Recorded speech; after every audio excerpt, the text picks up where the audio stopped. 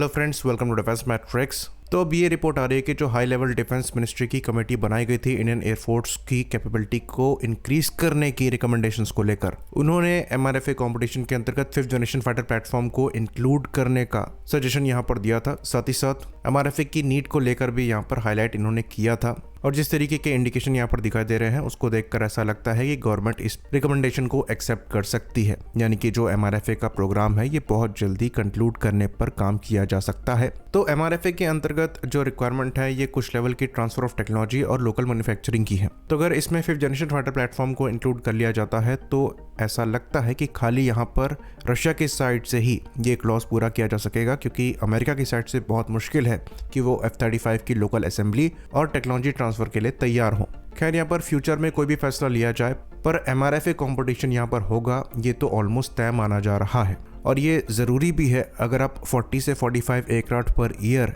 Expect कर रहे हैं कि आपको एयरक्राफ्ट मिलते रहें तो वो रिक्वायरमेंट खाली इंडिजिनस प्लेटफॉर्म पूरी नहीं कर पाएंगे। जैसा कि हमने बताया था कि करीबन 30 के अप्रॉक्स इंडिजिनस फाइटर प्लेटफॉर्म की यहाँ पर रिक्वायरमेंट है पर ईयर, और 10 से 12 के अराउंड ये जो एमआरएफए प्लेटफॉर्म ले जाएंगे उनकी रिक्वायरमेंट है। तो अगर ये जो एमआरएफए की डील है ये हमारे इंडिजिनस प्रोग्राम्स को अफेक्ट नहीं करती है तो इसमें कोई बुराई नहीं है और करना भी नहीं चाहिए, क्योंकि हमारी रिक्वायरमेंट जो है ये 42 स्क्वाड्रंस की है तो हमें बहुत बड़े नंबर्स में प्लेटफॉर्म चाहिए।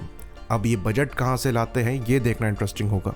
इसी के पैरेलल में एक और रिपोर्ट आई है जो कि रफाल को फेवर कर सकती है। तो डसॉक के सीईओ द्वारा ये हिंट दिया गया है कि रफाल की जो फाइनल असेंबली लाइन है ये एक और चालू हो सकती है और इस बार ये असेंबली लाइन इंडिया में चालू होगी। तो ये चीज़ हम जानते हैं कि मैसिव रफाल के ऑर्डर्स जो हैं ये पेंडिंग पड़े हुए हैं और इनको पूरा करने के लिए डसॉ एविएशन को अपनी प्रोडक्शन कैपेसिटी को बढ़ाने की रिक्वायरमेंट है।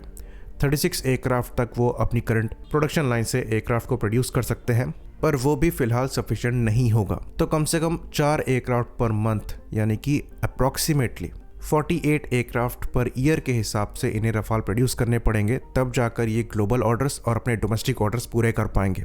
और अगर इसके ऊपर से इंडियन एयरफोर्स भी रफाल को ऑर्डर कर देती है तो इन पर और लोड आ जाएगा। तो ये रिक्वायरमेंट बहुत पहले से एग्जिस्ट कर रही थी कि एक और असेंबली लाइन इन प्लेटफॉर्म की खोली जाए, जिससे कम से कम 10 से 12 प्लेटफॉर्म एडिशनली यहाँ पर प्रोड्यूस हो पाए। तो ये चीज़ हम जानते हैं कि इंडियन नेवी द्वारा 26 रफाल के ऑर्डर्स जो हैं इसको फाइनलाइज किया जाना है, जो कि फर्दर जो ऑर्डर लोड है डसॉ एविएशन पर वो बढ़ा देगा और इसके बाद एयरफोर्स के भी ऑर्डर्स यहाँ पर एक्सपेक्ट किए जा रहे हैं। तो ये जो 5th जनरेशन फाइटर प्लेटफॉर्म को एमआरएफए में इंक्लूड करने की बात यहाँ पर चल रही है, अब ये कितना प्रैक्टिकल है ये देखने वाली बात होगी। जैसा कि हमने बताया, इन प्लेटफॉर्म का जो मेंटेनेंस कॉस्ट है वो काफी ज्यादा होता है, तो ओवरऑल लाइफ साइकिल कॉस्ट जो है वो एक 4.5 जेन प्लेटफॉर्म के कंपैरिजन में आपको ज्यादा मिलेगा। अगर हम प्रेजेंट की बात करें या फिर नियर फ्यूचर की बात करें तो प्रेजेंट में हमें नंबर्स चाहिए जो कि 4.5 जेन प्लेटफॉर्म के हो सकते हैं, और रिक्वायरमेंट की बात करें तो कुछ नंबर में 5th जनरेशन फाइटर प्लेटफॉर्म चाहिए अपने एनिमीज पर एक एज मेंटेन करने के लिए। तो ये नंबर्स 2 स्क्वाड्रन जितना छोटा हो सकता है। तो पूरे एमआरएफए कंपटीशन में 5th जनरेशन फाइटर प्लेटफॉर्म को लेना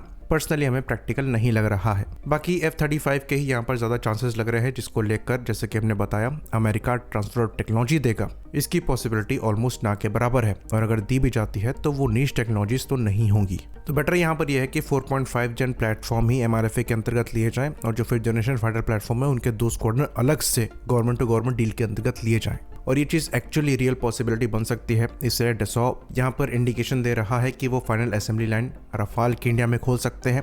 बाकी जो एमआरओ फैसिलिटी है वो खोली ही जा चुकी है, और लॉजिकली भी रफाल के ही यहाँ पर चांसेस ज़्यादा नज़र आ रहे हैं, क्योंकि एयरफोर्स द्वारा ये पहले से ही ऑपरेट किए जाते हैं और नेवी द्वारा ये प्लेटफॉर्म लिए ही जा रहे हैं। तो बेटर यहाँ पर यही हो कि अगर कोई एयरक्राफ्ट इंपोर्ट ही करना है तो वो ऐसा प्लेटफॉर्म हो जिसे हम ऑपरेट कर रहे हैं, ताकि उसका सारा इकोसिस्टम हम लोकली डेवलप कर सकें और फ्यूचर में इनकी फ्लीट को मेंटेन करने के लिए हमें फ्रांस पर डिपेंडेंट ना रहना पड़े। तो रफाल जो हम पहले ही ऑपरेट कर रहे हैं उनके साथ एक और जो अच्छी बात हुई है वो ये हुई है कि पहले ही समझौता यहाँ पर हो रखा है इंडियन वेपन्स को रफाल से इंटीग्रेट करने का। तो इनको देसीफाइड किया जा सकता है, यानी कि जो लोकल वेपन्स हैं उनको इंटीग्रेट किया जा सकता है, जिसकी वजह से अगेन वेपन्स को लेकर भी फ्रांस पर जो डिपेंडेबिलिटी है इन प्लेटफॉर्म के साथ वो हमारी कम हो पाएगी। बाकी जेट इंजन को लेकर भी साथ में हम नेगोशिएट कर सकते हैं। फ्रांस द्वारा पहले ही जॉइंट डेवलपमेंट को प्रपोज किया जा रहा है, जिसके अंतर्गत वो जॉइंट आईपीआर के लिए भी तैयार हैं। तो चीज़ें यहाँ पर एक्चुअल में एक्सप्लोर करी जा सकती हैं।